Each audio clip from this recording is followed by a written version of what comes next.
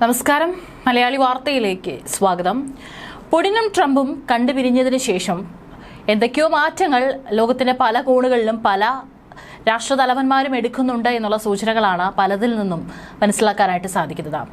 അദ്ദേഹം ട്രംപുമായിട്ട് കൂടിക്കാഴ്ചയ്ക്ക് പോകുന്നതിന് മുമ്പും നരേന്ദ്രമോദിയുമായി സംസാരിക്കുകയും അതിനുശേഷം അലാസ്കയിൽ വെച്ച് നടന്ന കൂടിക്കാഴ്ചയ്ക്ക് ശേഷവും അദ്ദേഹം നരേന്ദ്രമോദിയെ വിളിക്കുകയും ചെയ്തിട്ടുണ്ട്. അതും വലിയ രീതിയിൽ ഇപ്പോൾ അന്താരാഷ്ട്ര മാധ്യമങ്ങളൊക്കെ തന്നെ ചൂണ്ടിക്കാണിക്കുന്നുണ്ട്. അതിനെക്കുറിച്ച് ചർച്ചകളും നടക്കുന്നുണ്ട്.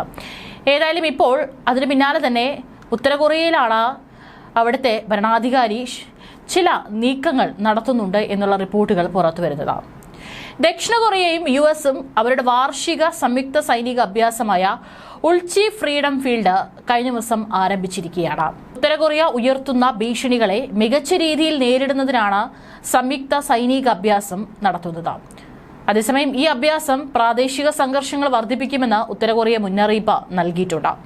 തങ്ങളുടെ പ്രദേശത്തിനെതിരെയുള്ള ഏതെങ്കിലും പ്രകോപനത്തിന് മറുപടി നൽകുമെന്നും ഉത്തര കൊറിയ പറഞ്ഞു. 18,000 ദക്ഷിണ കൊറിയക്കാർ ഉൾപ്പെടെ 21,000 സൈനികർ പങ്കെടുക്കുന്ന വർഷത്തിൽ 2 തവണ നടത്തുന്ന വലിയ തോതിലുള്ള സൈനിക അഭ്യാസ പരമ്പരയിലെ രണ്ടാമത്തേതാണ് 11 ദിവസത്തെ അഭ്യാസം. കമ്പ്യൂട്ടർ അധിഷ്ഠിത കമാൻഡ് പോസ്റ്റ് പ്രവർത്തനങ്ങളും ഫീൽഡ് പരിശീലനങ്ങളും ഈ അഭ്യാസങ്ങളിൽ ഉൾപ്പെടുത്തും. രാജ്യത്തിന്റെ ആണവായുധ ശേഷി ദ്രുതഗതിയിൽ വികസിപ്പിക്കാൻ ഉത്തര കൊറിയൻ ഭരണാധികാരി കിം ജോങ് ഉൻ ആഹ്വാനം ചെയ്തതായി റിപ്പോർട്ടുകൾ പുറത്തുവരികയാണ്. ഒരു യുദ്ധത്തിന് തിരികൊളുത്താൻ സാധ്യതയുള്ള യുഎസ് ദക്ഷിണ കൊറിയ സൈനിക അഭ്യാസങ്ങൾ ചൂണ്ടിക്കാട്ടിയാണ് കിം ഇത്തരത്തിൽ ഒരു ആഹ്വാനം പുറപ്പെടുവിച്ചിരിക്കുന്നത്. തിങ്കളാഴ്ച ചോഹ്യാൻ എന്ന നാവിക യുദ്ധക്കപ്പൽ സന്ദർശിച്ച് അതിലെ ആയുധ സംവിധാനങ്ങളെക്കുറിച്ചുള്ള റിപ്പോർട്ട് സ്വീകരിക്കവെയാണ് കിം ഈ പരാമർശം നടത്തിയത്. യുഎസും ദക്ഷിണ കൊറിയയും തമ്മിലുള്ള തീവ്രമായ സൈനിക ബന്ധവും ശക്തിപ്രകടനവും ഒരു യുദ്ധം തുടങ്ങാനുള്ള ഏറ്റവും വ്യക്തമായ സൂചനയാണ്. ഈ സാഹചര്യം നിലവിലുള്ള സൈനിക സിദ്ധാന്തത്തിലും പ്രയോഗത്തിലും സമൂലവും വേഗതയിലുള്ളതുമായ മാറ്റം വരുത്താനും ആണവവൽക്കരണം ദ്രുതഗതിയിൽ വികസിപ്പിക്കാനും ഞങ്ങളെ പ്രേരിപ്പിക്കുന്നുവെന്ന് കിമ്മിനെ ഉദ്ധരിച്ച് ഔദ്യോഗിക Korean central news agency report ചെയ്തു. നാവികസേനയെ ഹൈടെക്കായും ആണവ സജ്ജീകരണങ്ങളോടെയും മാറ്റുന്നതിനുള്ള പ്രധാന ദൌത്യങ്ങൾ ആസൂത്രണം ചെയ്യുന്നത് പോലെ പുരോഗമിക്കുന്നതിൽ കിം സംതൃപ്തി പ്രകടിപ്പിച്ചതായും KCNA അറിയിച്ചു.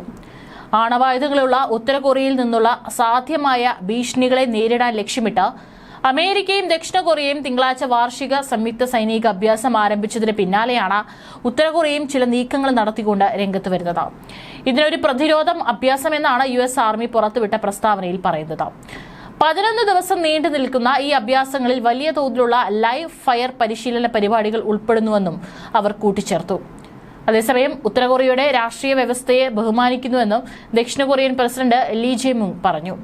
മുൻഗാമിയുടെ കടുത്ത നിലപാടിൽ നിന്ന് വ്യത്യസ്തമായി ജൂണിലെ തെരഞ്ഞെടുപ്പിന് ശേഷം മുൻ വ്യവസ്ഥകളില്ലാതെ ഉത്തര കൊറിയയുമായി ചർച്ചകൾ തുടരുമെന്നും ലീ വാഗ്ദാനം ചെയ്തിട്ടുണ്ട്. ദക്ഷിണ കൊറിയയുമായി ബന്ധം മെച്ചപ്പെടുത്താൻ താൽപര്യമില്ലെന്നും ഉത്തര കൊറിയ വ്യക്തമാക്കിയതിന് പിന്നാലെയായിരുന്നു ലീ ജെ മ്യൂങ്ങിന്റെ പ്രസ്താവന. ഉത്തര കൊറിയൻ ഭരണാധികാരി കിമ്മിന്റെ സഹോദരി കിം യോ ജോങ് ആണ് തന്റെ പ്രസംഗത്തിൽ ഇക്കാര്യം വ്യക്തമാക്കിയത്. ഇരു രാജ്യങ്ങളുടെയും അതിർത്തിക്ക് സമീപം ഉത്തര കൊറിയ സ്ഥാപിച്ചിട്ടുള്ള പ്രൊപ്പഗണ്ട ലൗഡ് സ്പീക്കറുകൾ നീക്കം ചെയ്യുകയാണെന്ന റിപ്പോർട്ടുകളും അവർ നിഷേധിച്ചു. ഉത്തര കൊറിയയുടെ ഔദ്യോഗിക നാമമായ ഡെമോക്രാറ്റിക് പീപ്പിൾസ് റിപ്പബ്ലിക് ഓഫ് കൊറിയയുടെ ചുരുക്കപ്പേരാണ് DPRK.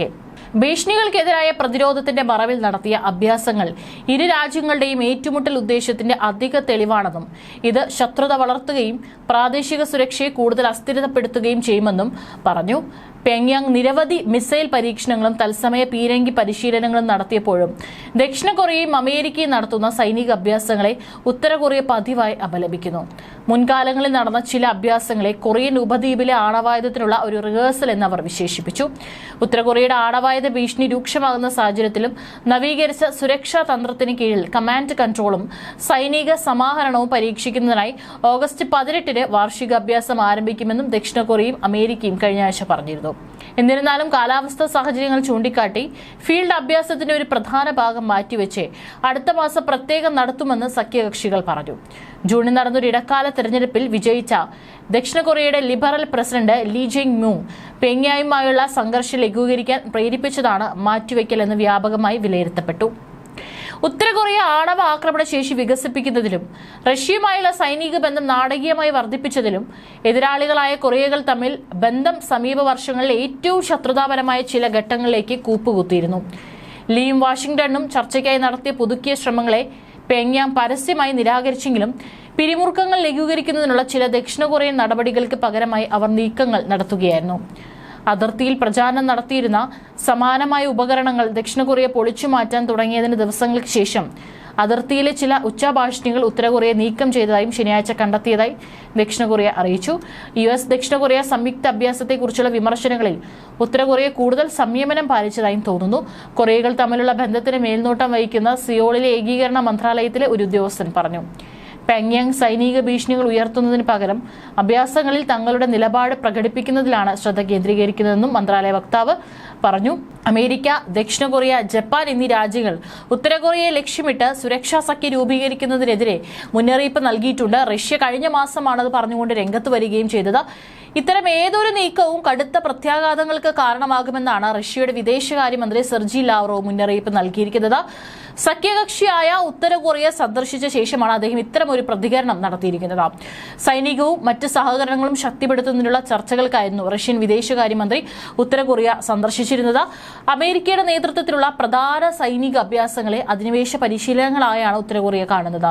അമേരിക്കൻ സൈനിക ഭീഷണികളിൽ നിന്ന് സ്വയം പ്രതിരോധിക്കാൻ ആണവായുധങ്ങൾ വികസിപ്പിക്കാൻ തങ്ങൾ നിർബന്ധിതരാണെന്നാണ് ഉത്തര കൊറിയ പറയുന്നത്.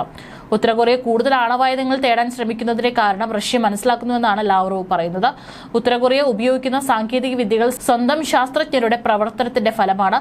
ഉത്തര കൊറിയയുടെ അഭിലാഷങ്ങളെ ഞങ്ങൾ ബഹുമാനിക്കുന്നു. അവർ ആണവ വികസനം പിന്തുടരുന്നതിന് കാരണങ്ങളും മനസ്സിലാക്കുന്നു. ഇങ്ങനെയാണ് റഷ്യൻ വാർത്താ ഏജൻസിയായ ടാസ് റിപ്പോർട്ട് ചെയ്തിരിക്കുന്നത്. റഷ്യയുടെ കുർസ്ക് അതിർത്തി മേഖലയിലേക്കുള്ള യുക്രൈനിയൻ കടന്നുകയറ്റത്തെ ചെറുക്കാനുള്ള ശ്രമങ്ങളിലും ഉത്തര കൊറിയൻ സൈന്യം നൽകിയ സംഭാവനയ്ക്ക് റഷ്യയുടെ നന്ദി ലാവ്റോവ് ആവർത്തിച്ചപ്പോൾ യുക്രൈനെതിരായ റഷ്യയുടെ പോരാട്ടത്തെ ഉത്തര കൊറിയ നിരുപാധികം പിന്തുണയ്ക്കുന്നുവെന്നാണ് ഉത്തര കൊറിയൻ പ്രതിനിധി കൂടിക്കാഴ്ചയിൽ ആവർത്തിച്ചത്.